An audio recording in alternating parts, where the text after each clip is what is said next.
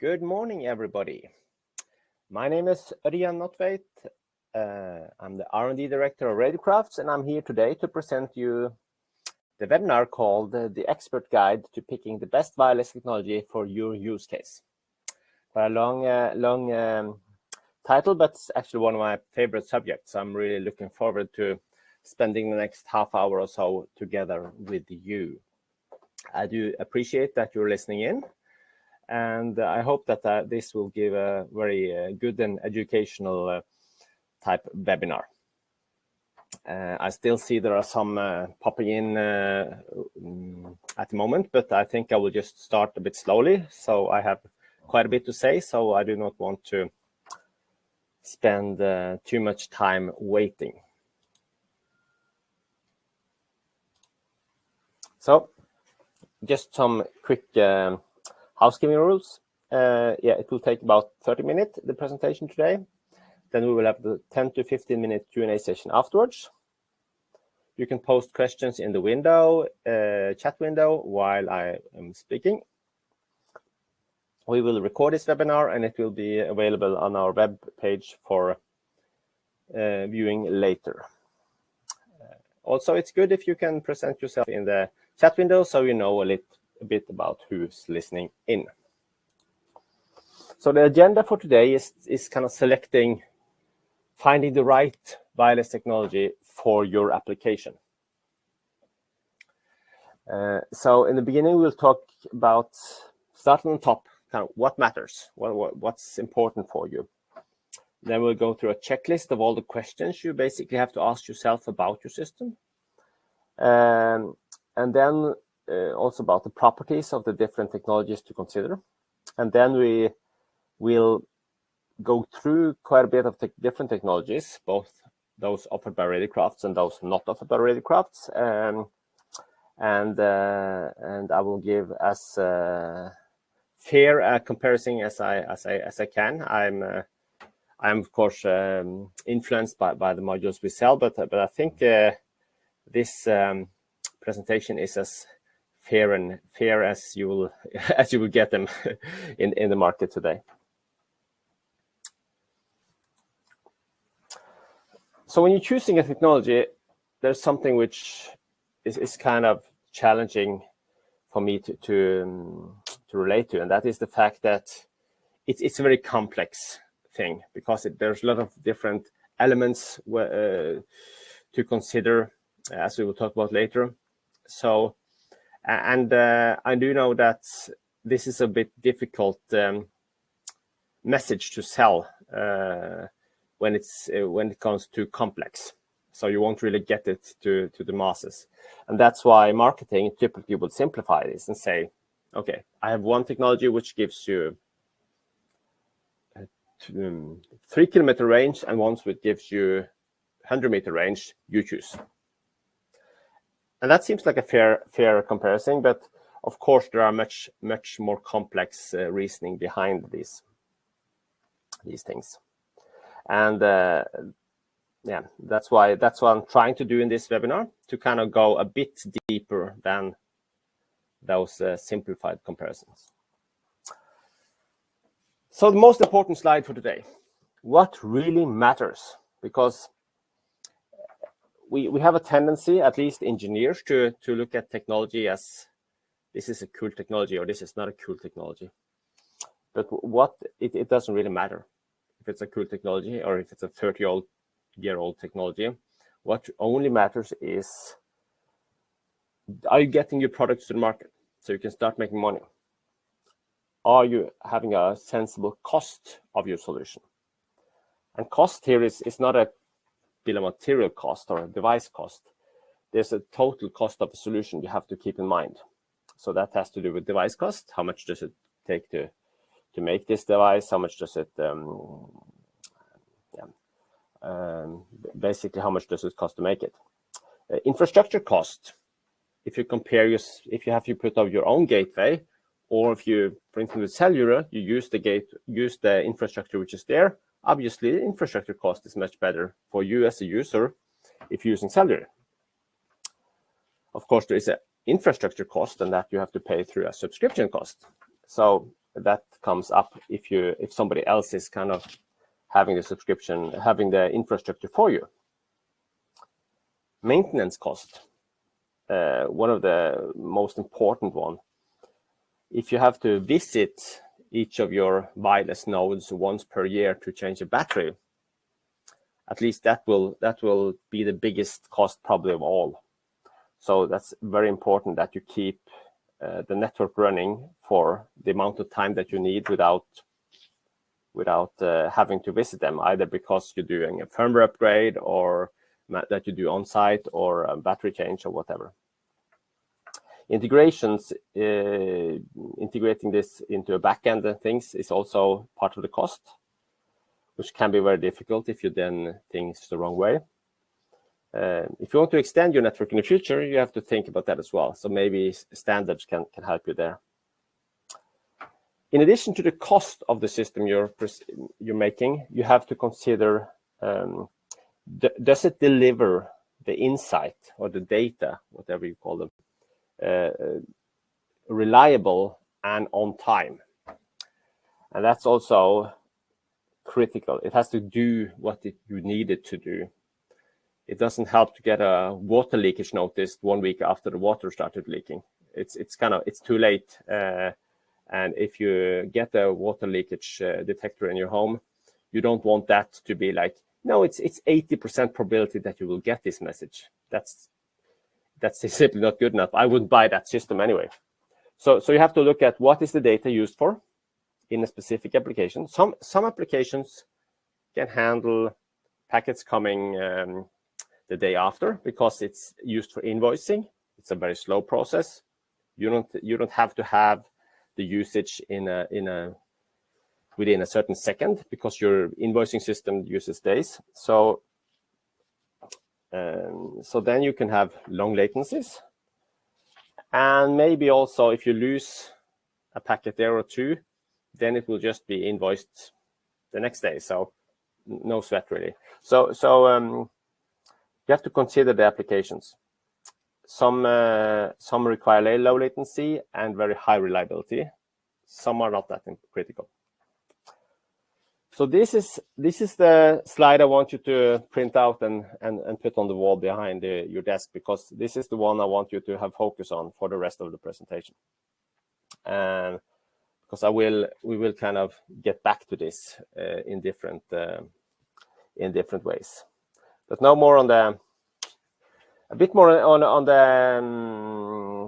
the cost. It is more than the bill of material, which tends to be the focus. It also has to do with, are you setting up gateways? How much does it cost to set up one gateway, 2, 3?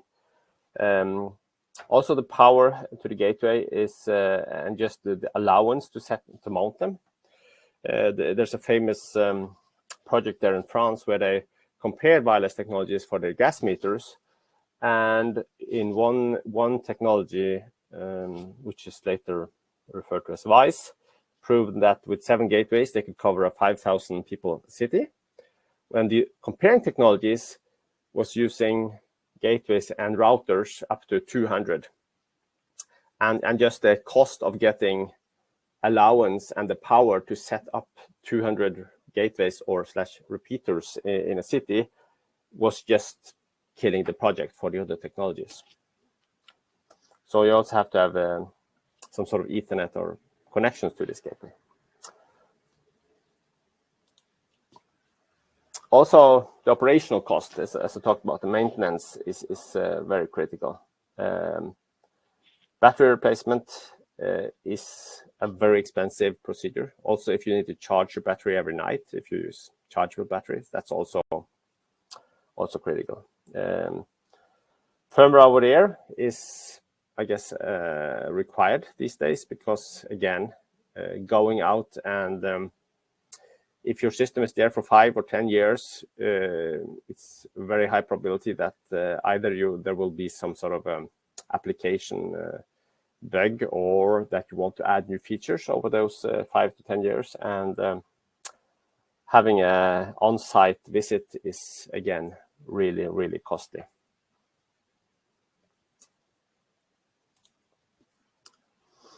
So here's the checklist of the things what you need to look at when you evaluate your application. Is it battery operated or mains operated? It's kind of probably easy to answer. On the other side, we have seen many mains operated systems which also have a requirement that if the power goes down, we should still operate 1 hour, 2 hour, maybe 24 hour on some sort of backup battery. So in that case, you also have to consider the battery lifetime. Number of devices in a network. Again, given by the application. So when you know the certain application, you should be able to answer that. But you can, of course, divide a big network into many smaller networks as well. Distance between nodes also means that how big area are you covering with this number of nodes.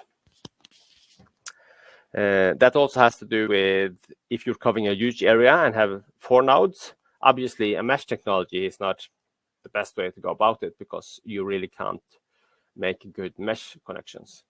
However, if you have 100 nodes in the same area, then maybe a mesh connection is a very good technical solution. So this is why this is important. Are you doing only uplink data? I know this is the most common thing to think about is sending data up from some sort of sensors, but you also have control systems where you want to send control data down. We'll talk a bit about that later. And also peer-to-peer that many devices are sharing data between each other. So this is also important to understand in the application you're going through. What's the use case? Reliability, as I talked about, how much of your data do you need to receive for this system to be valuable? Obviously, here my favorite example is a parking garage with sensors on each parking spot.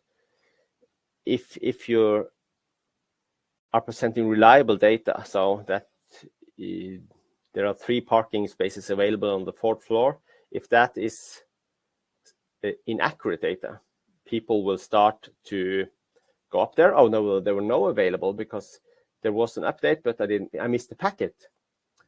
Then people will start to feel this is a bad system, and they will not appreciate it, and the value of the system will be not that good for the end user, and obviously the one who installed it will then have to deal with that.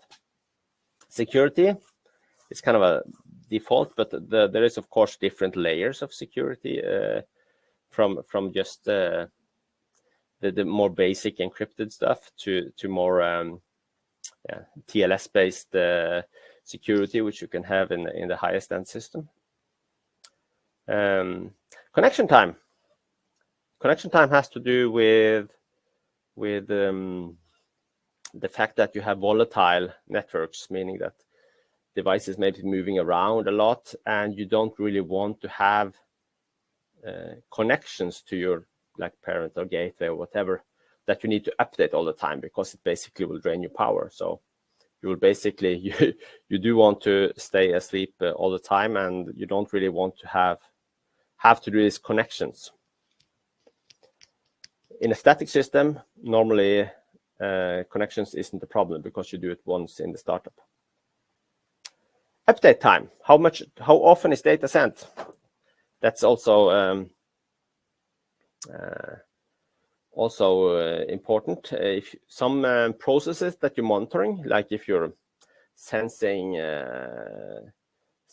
how humid the soil is, you don't need to update that every 10 seconds because the soil is not drying up or being humid that quickly anyway. So get that information every 5 or 10 minutes might be good enough. While other processes, if you're doing a crane control, obviously you want it to respond. You get data very, very often. In that context, I can also mention latency is basically from you detect some event, how long time does it go for a packet to go through? So latency is also a critical parameter that was missed on this list. Operating region.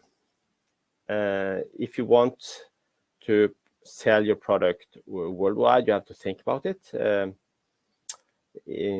That goes to like 2.4 gigahertz is basically worldwide usage, so it's easier in that context. If you go for 7 gigahertz to get a longer range, then you need to consider that the EU has a different, has 868 megahertz, US has 915, and then there are different bands around the world. So you need to kind of investigate where your product being used. The final one is the TX duty cycle, which is critical in Europe, which is basically the fact that you're only allowed to send in this license-free band typically 1% of the time, 10% in some bands, and 0.1% in some. That will specifically, that comes to the gateway, and that's one of the challenges that LPWAN has, is that their gateway cannot acknowledge all packets, because that will very easily break the duty cycle rule for Europe. And this is a European specific requirements. In US and South America and Australia and such countries, there are no specific requirement for this. So this is the checklist you need to have when you look at a certain application. So now I'm going to go through a couple of examples where I kind of use this checklist. So I want to have a network. There's a few nodes and there's long distance. So that means I will have to go from a short range system to LPWAN systems. What does that give me? Well, it gives me less gateways, which is good for the infrastructure cost. I then can have 3 gateways instead of 10. However, the battery lifetime will be shorter, because all LPWANs use more energy to send a packet. So if you send on the same intervals as before, like every 15 minutes, for instance, and go from a short-range technology to a LPWAN, that will drain your battery much quicker. So that will have a negative effect there. Then, if you say that you use the same gateways as before, but you actually just improve the range, that means that you get lower probability of data loss, because the LPWAN technology sends the packet further. And if you then want to save your battery again, you can, of course, send less data. And also, because the data rate is lower, you can also generally send less data.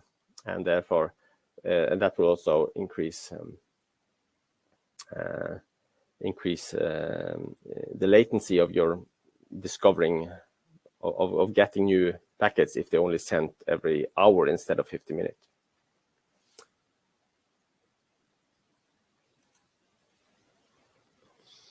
Then I can go to a battery operated mesh, for instance, which is one technology we'll talk about later. That's very good for infrastructure cost, because you don't have to install gateways, a lot of gateways, and a lot of routers which need power, which is obviously will save you a lot of money there. There is no subscription involved. However, because they are battery operated, you need to change the battery. So you have to calculate the battery lifetime and then see how much will that cost me. If I need to change the battery every 3 months, it might be critical to the business case. But if I can change battery every 2 years, it might be super duper. So you need to kind of do that calculations for your case again. And every battery operated system will increase latency compared to having a mains operated system, because the battery operation means that devices are sleeping, and that means they're not always able to listen. So here are some technologies that I've been looking into for this for this presentation. So it's kind of almost from short range to long range. I'm not getting into the most heated discussions there, but yeah, BLE super technology. I'm sure it's going to be around for many years with its possibilities. Again, infrastructure cost it's super for infrastructure cost because it's communicate with your mobile phone and everybody have one. ZigBee or Matter, which then is 2.4 gigahertz for more home automation type of usage. Wireless M-Bus used in metering technologies. You have 802.15.4G type of network, which is again a medium range star network, I would say. You have several gigahertz mesh solutions. RIIM, Wisens are two to mention. And then the last 5 are more, well, we can always discuss if RIIM and Wisen is LPWANs, because they can cover the same areas, but with mesh technology instead of long-range communication. And then the last 5 is more LPWANs technology.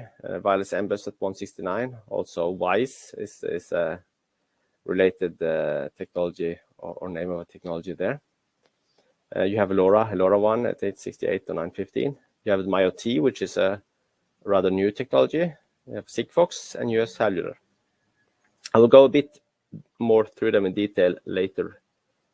I see I'm running a bit out of time, so I have to keep my speed.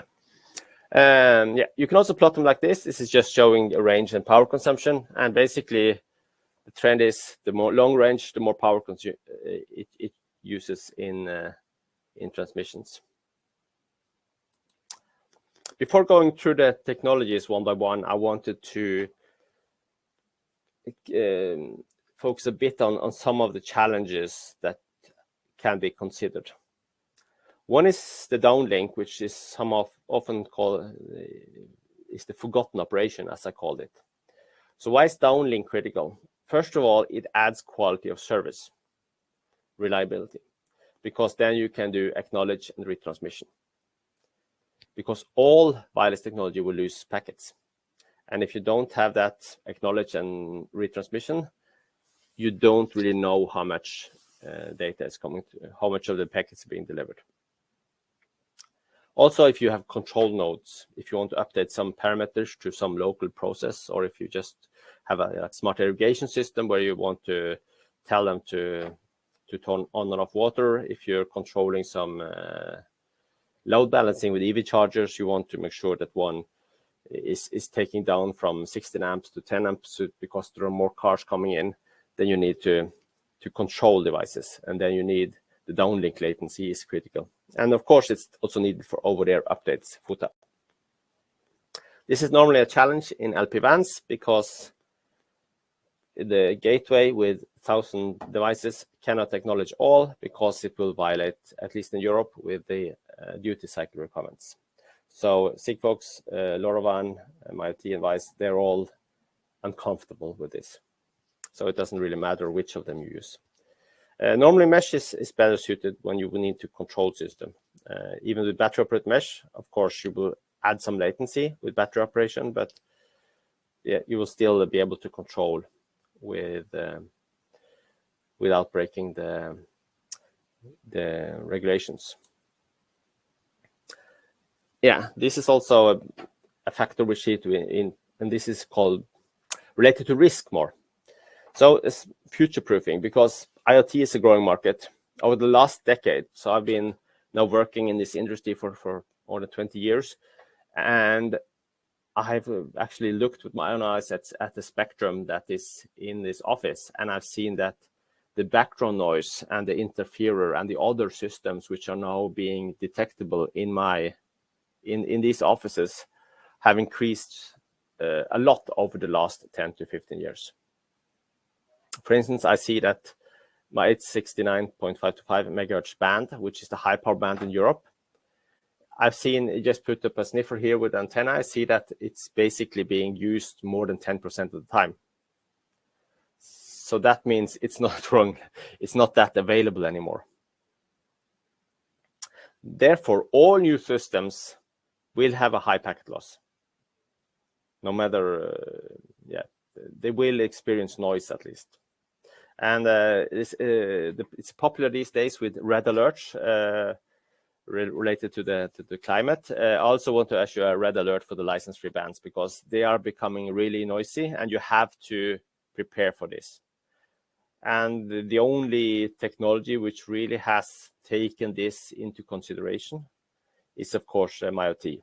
The other, of course, option is cellular, which is in the licensed band, which then avoids this.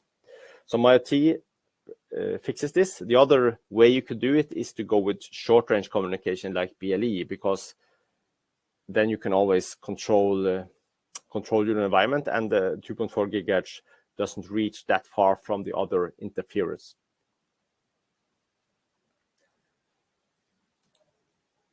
Connectionless communication, I talked a bit about before. Sometimes you don't really want this connection. You don't want to have all this background protocol saying, hey, can I be in your network? Yes, you could be in my network. Let's keep in contact every 10 seconds to make sure that we are always listening to each other. You don't want that type of background traffic. Often because it's volatile connection. So there are things, devices moving in and out of your system. So then you have technologies like BLE beaconing, which doesn't require connections. You have also our RC232 protocol, which works the same way. So that means you can just send, and if there's enough devices in the network or the right devices that can pick this up, they will receive it. And because you don't have a connection, you will typically send each packet 1, 2, 3, 4 times to make sure that you get a more robust connection. Reliability. I think I also covered this a bit earlier, that all wireless technology will lose packet. How much packet can your application handle? Some might say 50% is okay. Some say better than 90%. And some say, I want to have a 99% delivery rate. So again, this is something which needs to be investigated for each application or use case. Transmit current consumption. So then a bit of comparison here to see how much energy you use to transmit one packet. So basically, the number to the right is the important one. I didn't include the 2.4 gigahertz in this specific slide, but they are obviously even lower than the 65 here. So they are typically very low in power consumptions because the data rate at 2.4 gigahertz is higher, the range is shorter, but you are finished with the packet much quicker, and thereby you save a lot of energy. So, and this is, and the length of the packet is really killing a lot of these LPWAN technologies, because they're sending a packet which can be very easily more than 1 second long. Again, you see these star networks, which is more medium range, which I talked about, 868 megahertz wireless MBus, and RIIT here, which is based on 802.15.4G, are pretty good. RIIM is a sub-1 gigahertz mesh, which is slightly higher. This is a high power version of or a low data rate version of this RIIT, which is I should say LPWAN. And then you go to the LPWAN technologies where you are above 10,000 and up to 90,000. So it's just the comparison of this number to see that it kind of scales with the decades depending on which technology you try to use. Yeah, so when you also consider your specific application, you have to also consider that it might not be one technology which is the best, but might be a combination of technologies. So I did an example here. If you have 1,000 sensors in a large school or a school campus, you might say that, okay, I'm doing an LPWAN. I'm having 1 to 3 gateways maybe, and then I cover the entire school. Everybody is happy. But because you have to, depending on how often this device is sent, you might have to change battery of them quite often on these 1,000 sensors. How much does that cost you? Okay, what if you do 20 gateways, because you have Wi-Fi coverage in the whole school, so you can put Wi-Fi gateways with a more low power star with a shorter range. Then obviously you will have the cost of 20 gateways compared to 3, but what will that save you in battery lifetime? Can that mean that you have to go from having battery replacement every year to every 3 years? What does that save you in money? Because you have to remember the first slide. It's the money that counts. Or could you even have a several gigahertz mesh, which have maybe 100 nodes covering the whole school, and then have BLE sensors. Again, BLE sensors then might be very low cost, off-the-shelf devices from low-cost producers, which will save you a lot on these 1,000 sensors. Also, the battery lifetime then might be 5 years. So, and you can basically throw them away and buy new ones after 5 years. So again, infrastructure cost will go up, but device cost will go down. How does this compare? You have to put up the numbers to see how this compares in terms of total cost of ownership. So yeah, I'm going to quickly, I've used most of my time already, so I will very quickly go through the technologies here. So I have to apologize for being quick on this, but I have to round up now. So yeah, BLE, ZigBee, Matter, very good technologies. Obviously for personal network and for home network and consumer equipment, it's obviously the right choice. So I think no doubt there will be a huge part of wireless networks for the coming years.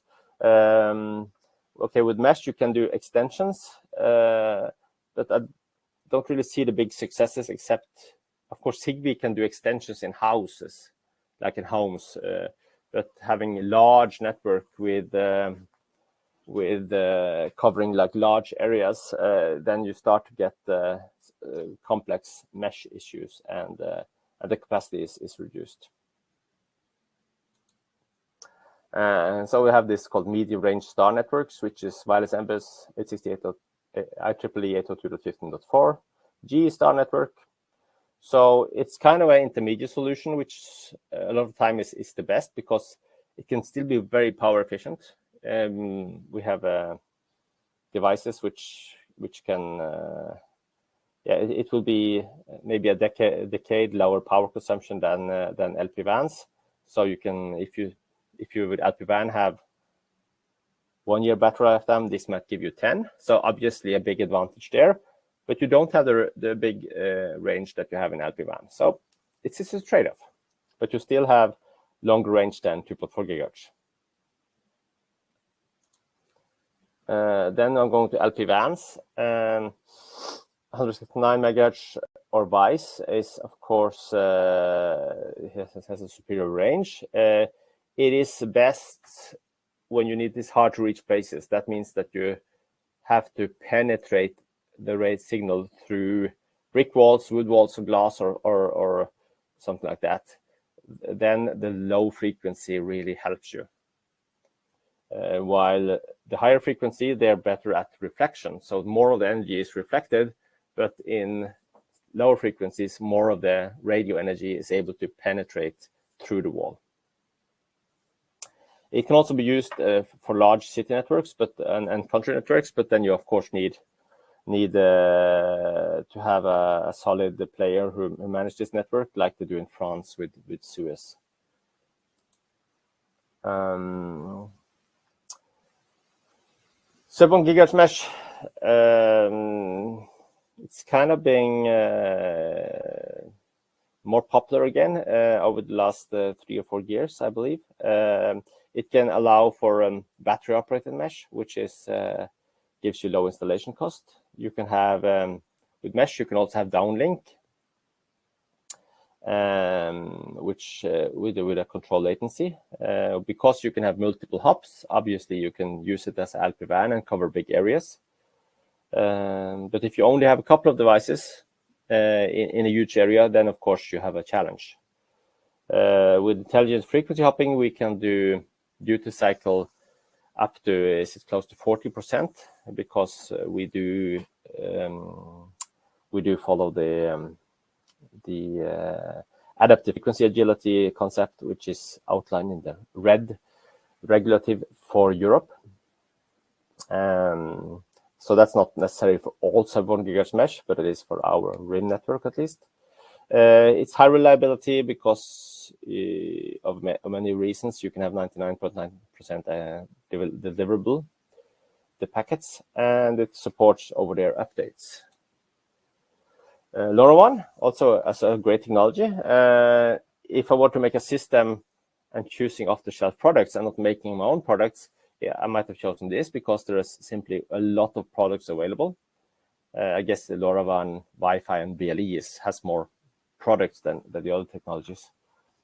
Also, there are many gateways available. They have superior range, I say / good range. It depends on the spreading factor. If you go to the lowest data rate, obviously you're down to the same range as the medium range stars, but the biggest spreading factors give you superior range. There is a challenge in scalability, and also there's a challenge in quality of service, simply because you cannot know, you don't get acknowledgement, as mentioned before. MIOTY, again, the big thing here is quality of service, because of this innovative telegram splitting in combination with a strong FAC, which means that it have much higher reliability in a scenario where you have other transmitters and a lot of background noise and several MIOTY sensors sending at the same time. It doesn't really matter. They resolve that, which means that they still receive the packets. So that means, yeah, as I mentioned here below, inter-packet collisions are kind of accepted and resolved. So it has the same range basically as the best LoRaWAN ranges. Sigfox, yeah, it's somebody else's infrastructure. So if you can use it, your infrastructure cost is zero. However, of course, there is an infrastructure cost that you have to pay to subscription. And as with LoRaWAN, it has a quality of service issue because you cannot get acknowledgement. Yeah, and the IoT, not that much to say. Of course, it has the best coverage worldwide. If you make a tracker on container that's working in a city, obviously you cannot have any other technologies than cellular. It is a subscription cost. There are some complex product approvals. You have to approve it for each different operators and stuff like that, which is a challenge, and because the long range, it also have high power consumption. The biggest, so I think it's an extremely cool technology, and I think it will be a big market player over the next 5 years. And I'm then very curious to see how the business around it evolves, because today the challenge is that none of the players are really making. They're selling these subscriptions very low just to get the market going. And that means that both the virtual network operators who are selling this is losing money, and their operators behind it is losing money by selling them this available capacity. So somebody has to add value and be able to take more. Somebody has to pay more money for for all these companies to make money. So that's more the question. How I think it will more. So you won't buy the connections, you would buy them more packet with other services as well. So then it becomes, yeah, it's more interesting to see how the business develops than the technology. Okay, so our offering is, which has been covered in this one is R232, which is connectionless communication, which we offer on different frequencies, high power, low power, which is in many cases can be a good fit. We have ZigBee, we have RIIT, which is a star network based on 802.15.4G, which again, medium range, but very low power consumption still. And we do still have acknowledgement on that, so that means you get high reliability. We have wireless MBUS 868 and 169 MHz coming from the AMR industry, of course, but still being used in many other applications as well. We have the RIIM, which is the sub-1 GHz mesh solution, which is very popular these days. Again, because battery-operated routers, downlink, reliable downlink communication, I guess, is the two of the most critical ones. MIOTY is a new standard which brings LPWAN with really high reliability, which could be a game changer in that market, and because we have Sigfox modules. Yes, then I basically used my time and the most of the Q&A time, but I wanted to see if there were any questions here, which is probably is. And I guess I have to read them now. So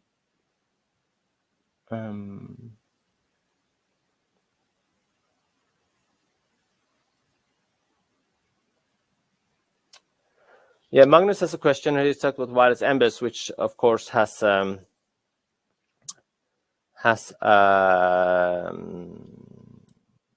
question about wireless MBUS, which is a limited range, and see that mesh gives you better range. And yes, of course, that is true. I do see that wireless MBUS has a role to play in the future. It's still being used a lot in different networks. So again, it depends a bit on the application actually, because it suits very well in case you have a close-by gateway, and you have like if you have a household in Germany where you have one gateway, and then you have where basically in the electricity meters, and then you have a gas meter in the house as well, and it's hard to use a mesh because you only have two devices there. So then the mesh doesn't really give you a lot in that specific application. But again, if you're covering campus or something, and then or a hospital or whatever, a big area, and then you have many devices, then mesh can obviously come in. But I think wireless MBUS still have a role to play, because there are applications where mesh don't really fit.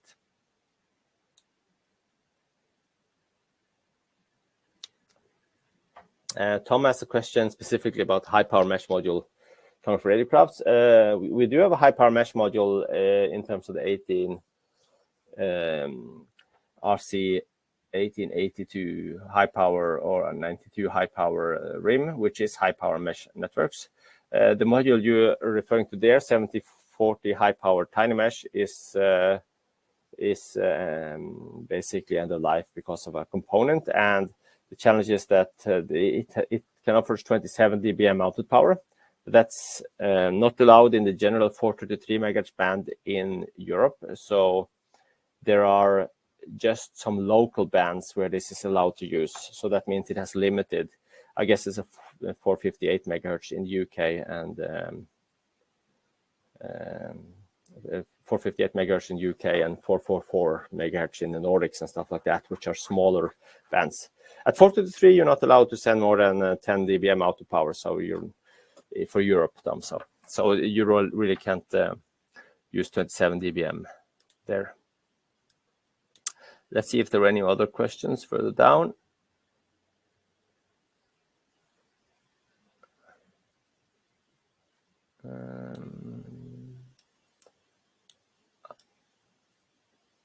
I don't see any. I'll wait 1 minute to see if one pops up.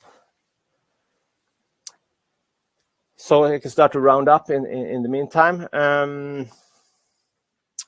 There is no easy answer for which technology is the best. And if somebody comes to sell you a solution, or if you try to sell somebody a solution and saying this is the best wireless solution, if you haven't heard the details about the application, then the salesperson is bluffing, because based on the application, is it uplink, is it downlink, number of nodes, ranges, everything, how often can you change the battery? If you haven't really considered the whole thing, there's no way to tell which is the best technology. And all the technologies presented here today can be superb technologies for the right application, but they can also be very bad technologies if you use them for the wrong use case. And that is for all of them. So there are no free lunches. There are no one technology which fits all. You have to consider the application. You have to go through the checklist. You have to see consider the total cost, and then you have to calculate for your specific use case, and you will end up. And if you then have all that info, you can also come to us and we can help you find the technologies. But yeah, that's how you have to do it. So thank you all for listening in, and I wish you a good day, and we will hear you soon again. Goodbye.